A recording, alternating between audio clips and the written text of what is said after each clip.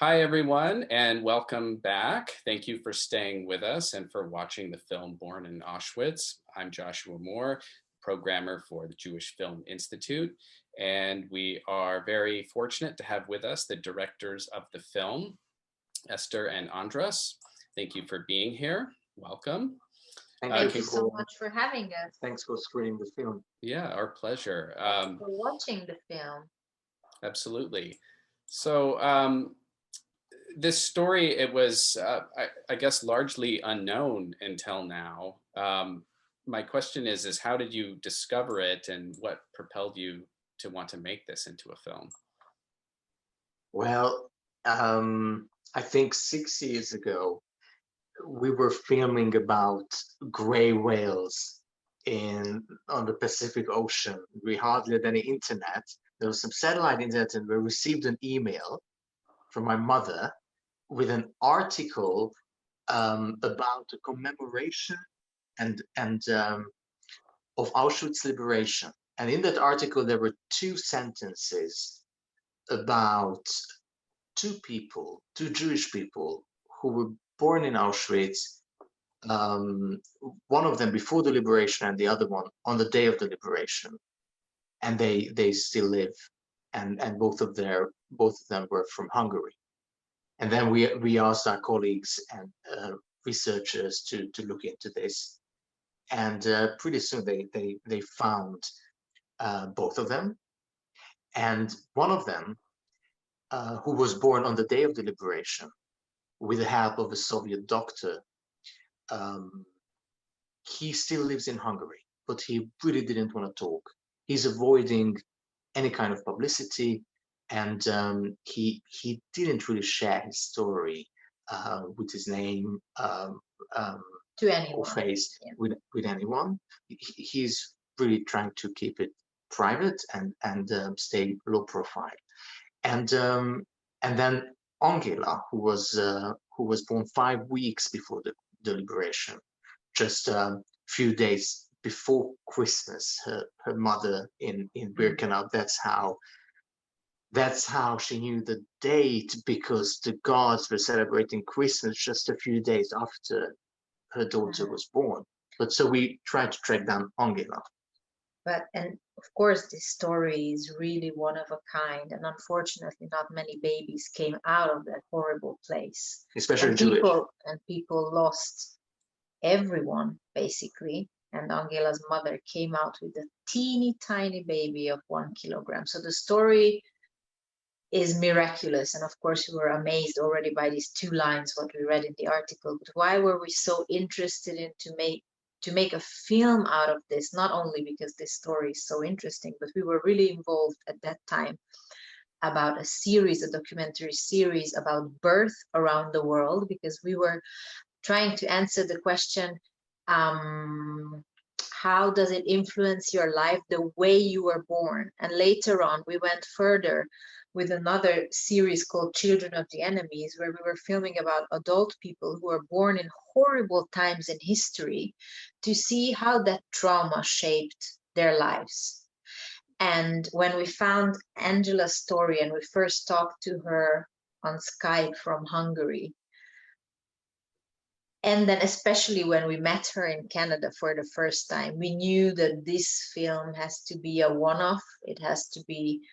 We have to dedicate a lot more time for this. We are not going to include it in our documentary series. And over the course of 5 years, we work with Angela, and her daughter, Kati.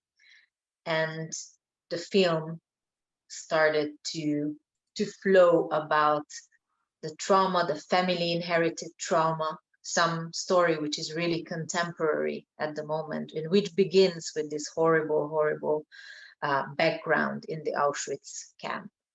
Yeah, I wanted to ask you about transgenerational trauma. It really sets this film apart, I think, from a lot of other Holocaust films. And I was curious what your kind of stylistic or artistic approach was to that particular subject matter of intergenerational trauma. Actually, it came about very much organically. we thought at the very beginning, we thought it would be a history documentary. We just finished our series Children of Dictators, which was also about transgenerational trauma in a way, or multi-generational trauma. But we thought it would be a history film, a history documentary. And then Angela, sorry, we call her Angela because that's how her name was pronounced in Hungary for many decades. But of course, she lives in Montreal, and so she's Angela. But it's difficult for me because I always called her Angela. So she was invited to Dresden, Germany, where she never wanted to go. Not to mention Germany, but Hungary, Europe. She promised herself in early 70s when they left, when they emigrated to Canada, that they would never return to Europe. So she was invited to Dresden by a group of psychiatrists to a conference which was about the prenatal trauma in the womb. Trauma in the womb. And she gave a keynote. And then, but she was invited, and then she said, "What trauma? And why should I go? What do I have to do with this?" With trauma. And then her daughter, Kathleen, but again, we call her Kati, gave her a list of things from her childhood, which all carried the mark of the Holocaust in one way or the other, and how she was raised, as she said in the film, but you heard that already. So it all started with this conference for Angela, and Angela told to us, and for us as well. Yeah, she told us, talk to my daughter, and then we did, and then we went to Dresden to this conference. So like it really evolved naturally. Like this is the best part of documentary filmmaking, I think, when you don't stick to things which are in your mind that you want to do this, but you start going with the story. Sure. And this point at these women's life, these two wonderful women's life, the trauma and talking about childhood experiences and why their lives were a little bit different just came about. And we were there already, started the film process. So I think this is a beautiful, beautiful thing. And no wonder it took many, many years. It's not easy to talk about these topics. It's not easy to scratch the surface even a little bit. And it's also not easy as a filmmaker to try to shape it into something which would be a story understandable for others, or it can have a real storyline. That was a very, very big challenge because you could never know what's going to happen, or is it going to happen actually. So real discussions will happen or not, because they're not ready for it. But you asked us about the artistic approach, and interestingly, we had the idea to have some animation about the historic part.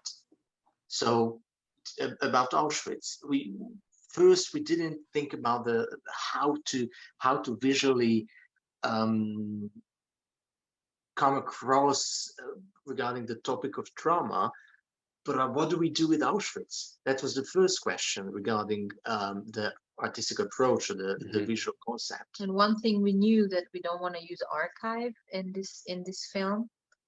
We would like to take another way around, and we don't want to have that primary effect with the Auschwitz archives on the viewers, which has been done so many times. Sure. So we thought sorry, our 5-year-old son is in the next room. No problem.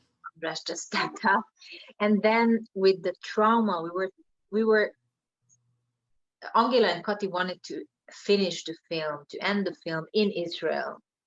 And that gave us the idea already with the topic of trauma to find like dreamlike and very symbolic natural places in Israel. I mean, Israel is an amazingly rich country in all kinds of terrains and beautiful places, and also like unreal looking places.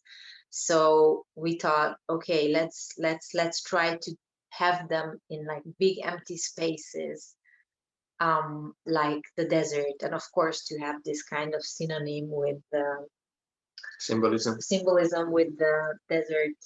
How do you call that? Yeah, you know, the 40 years. 40 years in the desert. Right. So these things came also very naturally and pretty much at the end of the shooting process. Mm-hmm. And can you talk a little bit about the director subject relationship that you had with your subjects? You know, it's such an emotional story for the people involved. How did you gain their trust to tell their story? That's right. Well, over a very, very long time. And, you know, with Angela, I think already the first meeting, I was then 7 months pregnant with our son. And that's the first time we met in Montreal. And we didn't even know what we want to do with each other. We knew that we were there doing another film, and we met her and we recorded her story for the very first time. And I think after we had that interview, we knew that this is going to be a very nice relationship. She became kind of like a grandmother figure in our small family. And then we started to travel the world with her, which also, you know, traveling together is always it's even more intimate than filmmaking, because you're you're away, you're in a different country. So we went with her to Dresden.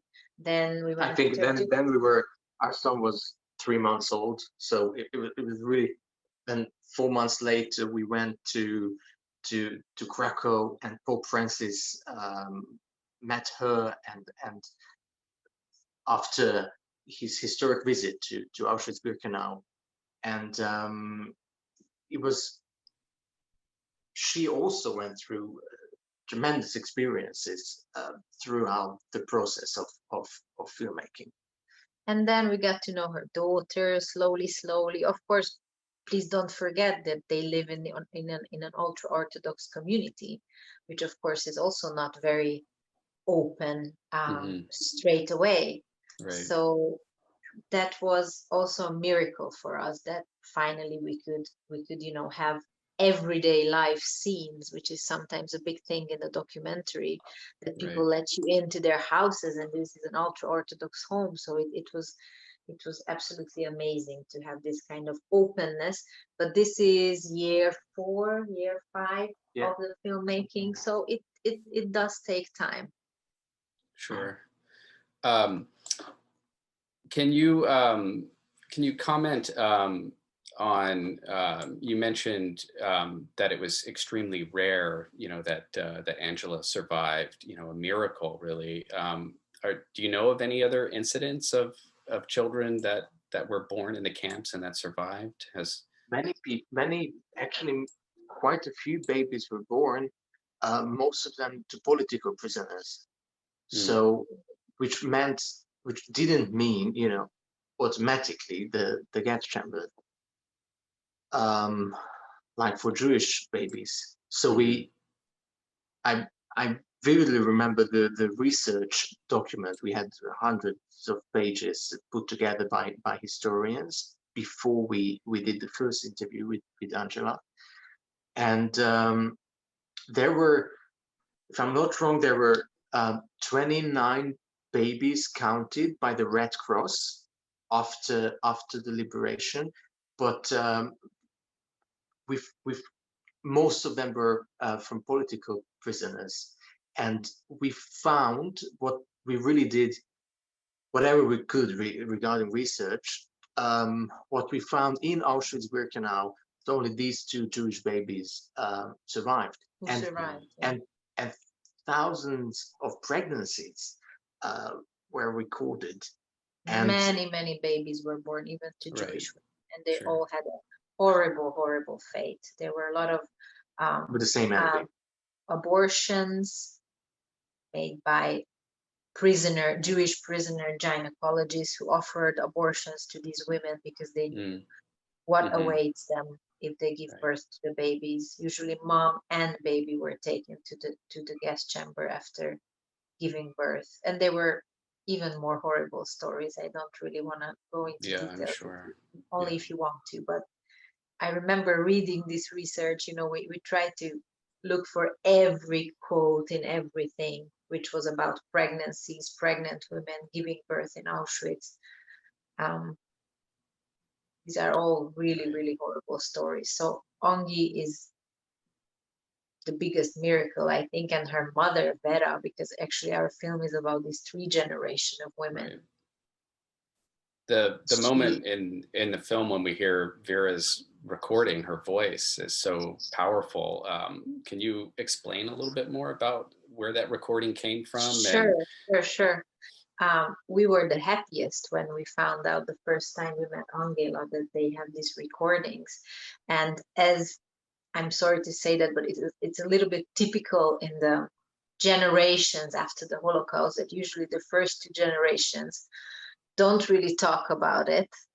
And then usually the 3rd generation is the one who can ask, or is more brave to ask questions from grandmothers and grandfathers, and also grandmothers and grandfathers answer differently to the 3rd generation. And this is what happened in Kati's case. She had some paper to do in high school, mm, and she did a phone interview with her own grandmother. But in high school already? Mhm. Mm. And as you could hear, even though they had a very, very loving relationship and a very open relationship, grandmother and granddaughter, even this interview in the mhm, family was very difficult. For Vera, it was really difficult to speak and to tell sure. stories. Like Kati had to, drag out every sentence from her grandmother. But this is how the story survived. Right.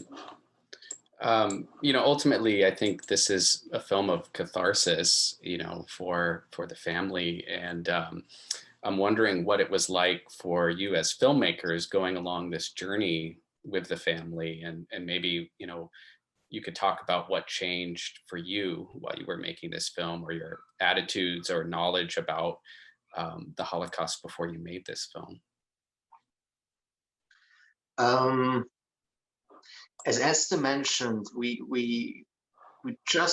were in the middle of creating a documentary series about giving birth when we heard of Angela's story, and in that series we filmed a birth in the Gaza Strip. We filmed the birth in Ethiopia in a hut at a tribe, in Mexico, in Bali, and there was one history episode which was about a baby, a Jewish baby, who was born in Dachau.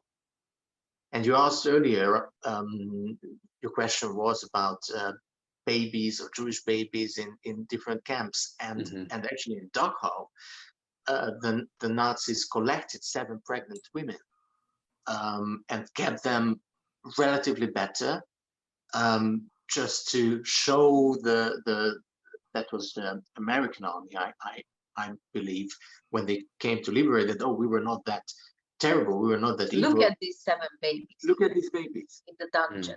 Mm-hmm. And they were also called miracle babies, and one of them, Leslie Rosenthal, we made a film about him, and his mother, Miriam Rosenthal, was 95, 94 when she gave the last interview, and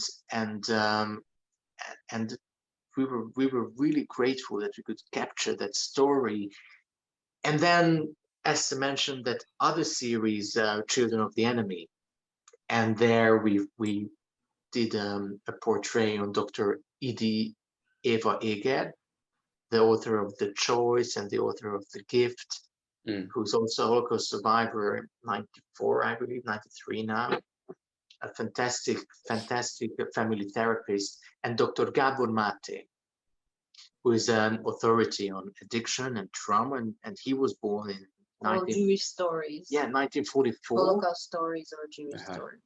He was born in 1944 in Budapest, and then he said that his mother called the doctor that the little baby is crying all night and we can't do anything. It was early 1945. And then the doctor said, Mom, I can't do much. All the Jewish babies are crying now. Because they feel, the trauma and the fright of their mothers and parents. And the rest is history. Right. And then so we somehow we were drawn to this subject and these unbelievable stories, but of course this was the deepest one we dived into, though we're fortunate to call Gabor Mate a friend, and we got so much from Dr. Edith Eva Eger. We actually moved in and we spent 10 days with her, and so it was always there. And meanwhile, this film was in the making for the last 5-6 years.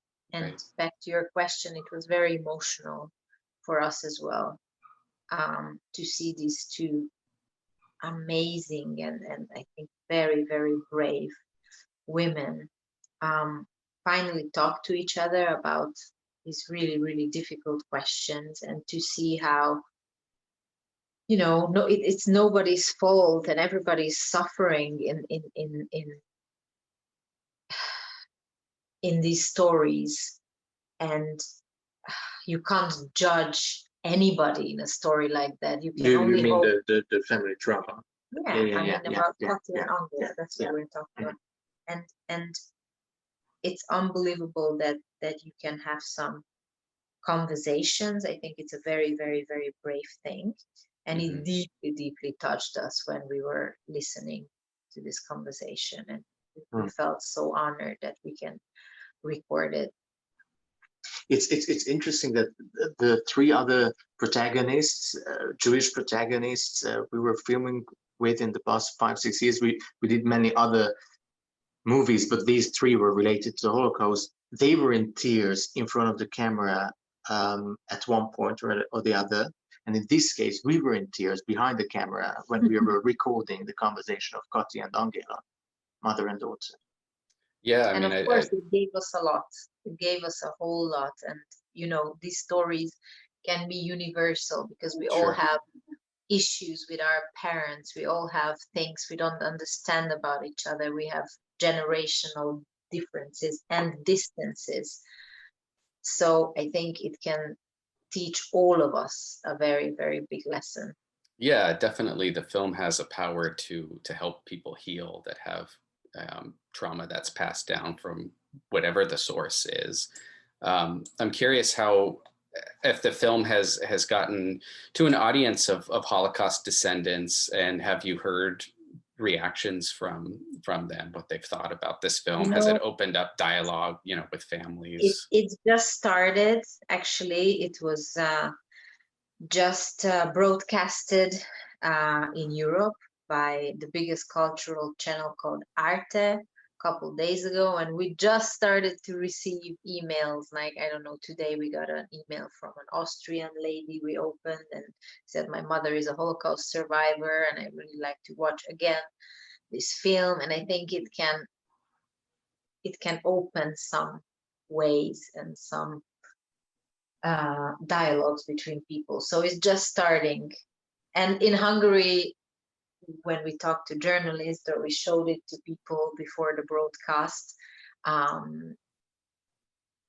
we got a lot of reactions, like, this happened in my family, that happened in my family, I feel the same with my mother, I feel the same with my daughter. And that's a very important and very beautiful part of filmmaking.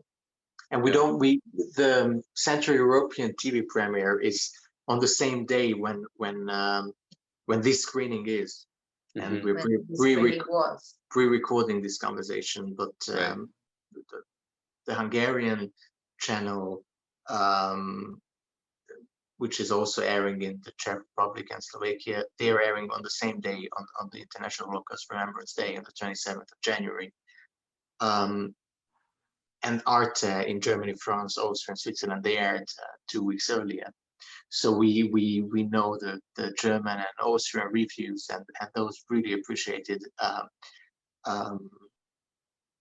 the ways of possible healing that the film showed, and how the nature of trauma inheritance.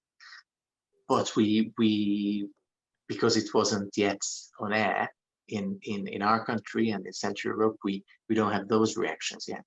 Right. Yeah, I'm sure you'll be getting more and more as the film gets out there. And congratulations on the broadcast.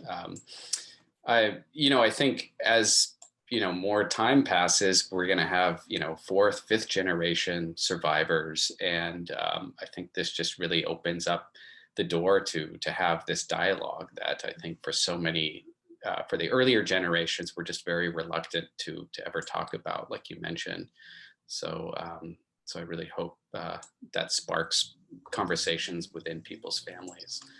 Can you give any updates on how the family is doing now?